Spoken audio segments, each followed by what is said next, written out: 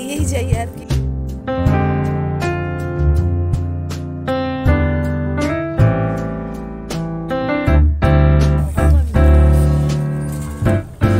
আবার বেরিয়ে পড়েছি নতুন একটা ব্লগের জন্য। তো চলো এখন বাসে উঠবো, আর তারপরে কোথায় যাব এখনো ডিসাইড করিনি। বাসে চলতে চলতে তোমাদেরকে বলবো আমি কোথায় যাচ্ছি। তো এই হচ্ছে 214 বাস, আর এখন আমরা যাব হচ্ছে সোদপুরে। তারপরে ইচ্ছা আছে ওখান থেকে গান্ধীঘাট যাওয়ার, আর যদি গান্ধীঘাট না যাই তাহলে যাবো আজকে শ্রীরামপুর রাজবাড়ি। তো সোদপুরে আগে যাই, তারপরে দেখছি কোথায় যাচ্ছি। আর আজকে আমাদের সাথে আমার এক বান্ধবীও যাবে, তো ও মাঝপথ থেকে উঠে পড়বে। তো চলো সবাই মিলে আজকে একটা নতুন জায়গায় গিয়ে ঘুরে আসি। নতুন জায়গা না, অনেকেই গেছে এখানে, সবাই জানে মোটামুটি। তো চলো যাওয়া যাক।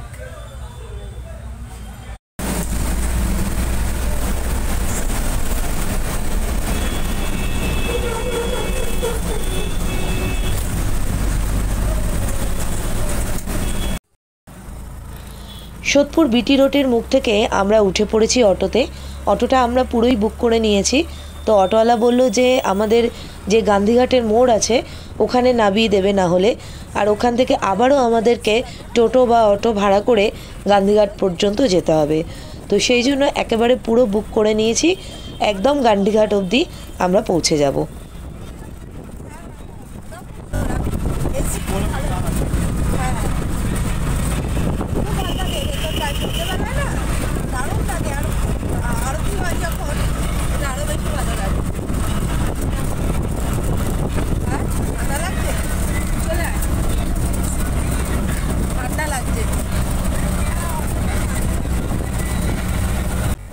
আজকে প্রচণ্ড ঠান্ডা পড়েছে আর প্রচণ্ড হাওয়া দিচ্ছে।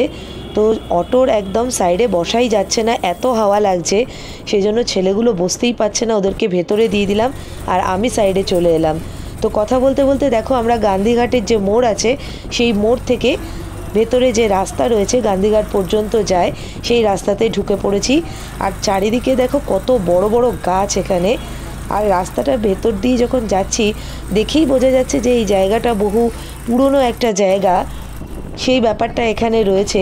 চারিদিকে বড় বড় গাছ, পুরনো পাঁচিল, পুরনো বাড়িঘরদোর সব কিছুই এখানে রয়েছে।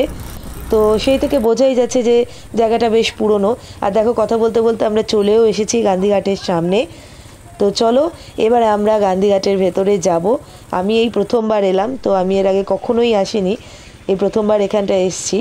তো দেখবো ভেতরে কি কি আছে। তো চলো যাওয়া যাক।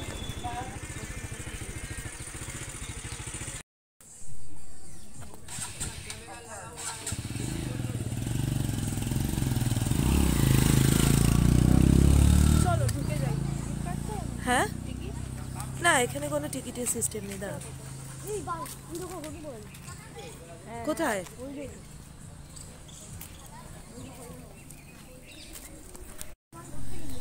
চলে এসেছি গান্ধীঘাটে, ফাইনালি গান্ধীঘাটেই চলে এলাম। তো চলো আমরা এখন এই যে দেখো, আর এই হচ্ছে গান্ধীঘাটের গেট। তো চলো এখন সামনের দিকে যাওয়া যাক।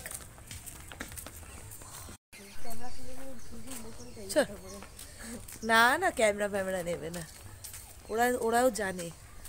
বাবান বাবাই আগে যাও, বাবু একটু ধর এটা। এই জায়গাটা প্রচণ্ড সুন্দর একটা জায়গা, প্রচুর গাছপালা রয়েছে চারিদিকে, আর ভীষণ সুন্দর লাগছে এখানে এসে। কিন্তু একটাই দুঃখের বিষয়, প্রত্যেকটা জায়গা আমরা হয়তো যেতে পারবো না, কারণ এখানে শুনতে পাচ্ছি যে সব জায়গায় অ্যালাউ নয়। তো দেখা যাক কত দূর অবধি আমরা দেখতে পারি আর কি।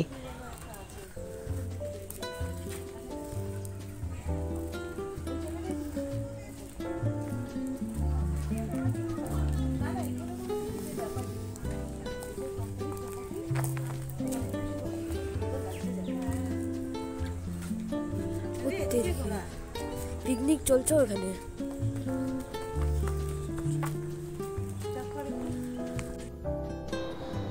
এই যে পাশে যে জায়গাটা দেখতে পাচ্ছ খুব সুন্দর একটা জায়গা, কিন্তু এখানে আমরা দুঃখের বিষয়ে যেতে পারছি না, কারণ প্রত্যেকটা জায়গায় বন্ধ করা রয়েছে।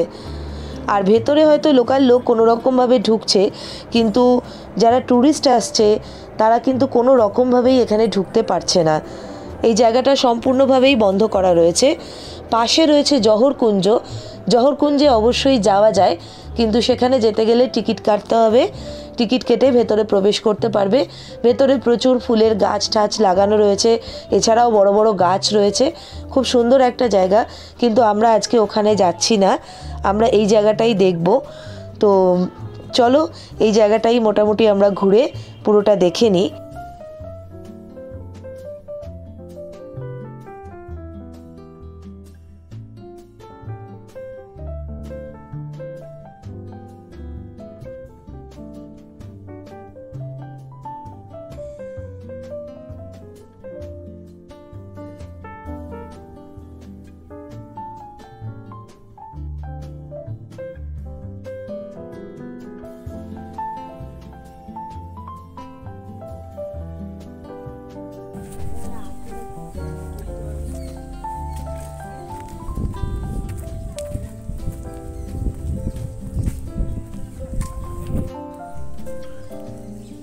ভেতরে ওই জায়গাটায় একদমই ভিডিও করতে দিচ্ছে না, জানি না কেন এখানে অ্যালাউ করছে না, কিছুই বুঝতে পারছি না। তো কি করব, আর এখানে তো কিছু করা গেল না। তো চলো আমরা ওই দিকটায় যাব এখন। ওদিকটা, এদিকে সমস্ত গেট বন্ধ, এদিক থেকে যাওয়ার কোনো জায়গা নেই।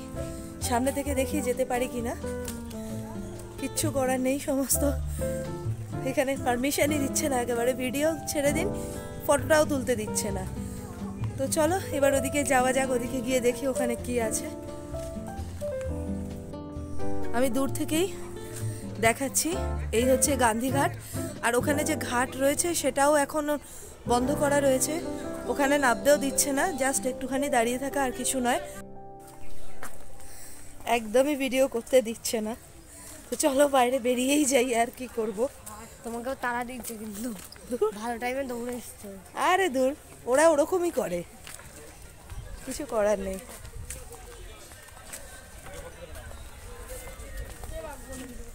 ভিডিও করতে দিচ্ছে না ওখানে। এই যে এরাও গেছে।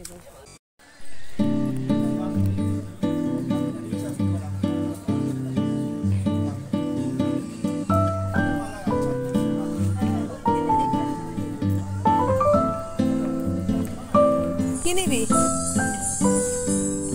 এগুলো নে না, এটা ভালো খেতে। এগুলো কত করে? এটা দৌড়ে তো আগে গেলে দাও যা পড়ে গেল। ঠিক আছে,